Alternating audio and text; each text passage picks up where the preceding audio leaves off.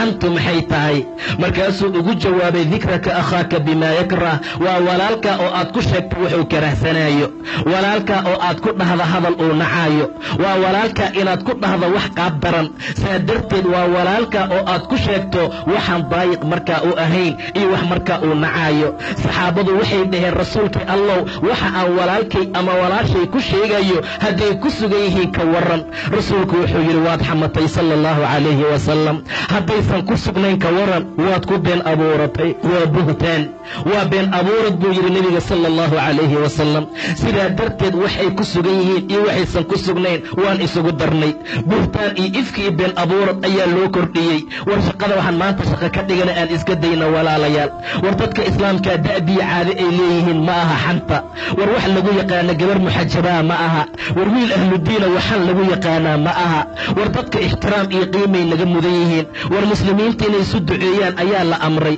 inay ceebaha isku qariyaan baa la amray qof allaala qofkii qof muslima ceebtiisa u qariya ilaahay baa adduuniya aakhira u qariya subxaana wa tacaala war qof allaala qofkii qof mu'min ah kurba ka fayda ilaahay baa ta qiyaamo ka fayda subxaana wa tacaala war qof walbaaba qofkii walaalkii danihiisa ka shaqeeya ilaahay baa dantiisa iyo xaajadiisa uga shaqeeya subxaana wa tacaala aadaabtana la baraya fiiriya wanaagga ilaahayna amraya fiiriya subxaana wa tacaala in allaala intaan walaalahayn xaajaadkooda iyo danahooda qaban lahayn waa dhibnay in allaala intaan imaani lahayn oo khayr iyo wanaag aan ku sheegi lahayn waan xamanaynaa in allaala intaan khayrkii wanaagga isu dardaarmi lahayn shartii xumaantaan isu dardaarmaynaa rasuulku haddaysan ku sugnayn waxaad ku sheegaysa waad ku been abuuratay buu yidhi waxaad la timid iftaro waxaad la timid buhtaan sidaa darteed dadka xaaladoodu ay sidaa tahay cadaab buu ilaahay u ballanqaaday waaladiina yu'duuna almu'miniina waalmu'minaat bigayri ma iktasabuu faqad ixtamaluu buhtaanan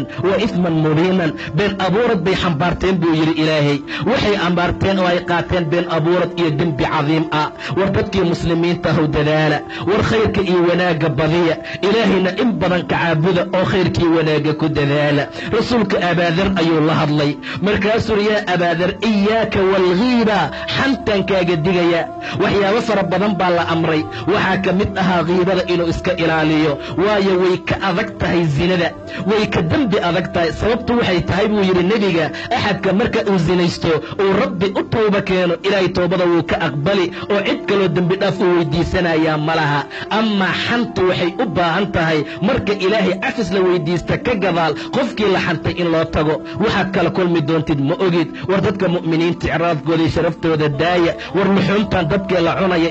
iska dhaafno war waxaan maantaan caadada ka dhiganay aan iska dayno war waxaan maanta carabkeenna ku fududaaday aan iska ilaalino wallaahi in badan waxay dadka cadaabka ku galaan waa carabka waxa cadaabka lagu mutaysta waa carabka subax walba xibnaha ayagoo khushuucsan yay hoos imaanayaan carabka markaasay leeyihiin ittaqillaah war carabow ilaahay nooga baq adigaan ku nahay haddaad toosnaato waa toosnaanaynaa haddaad qalloocata waa qalloocnaanaynaa carabka dhibaato badan oo ba'an buu dadka ku hayaa war waa idinkala digayaa adi iyo xan war xan meel lagu haayo ha u dhowaanin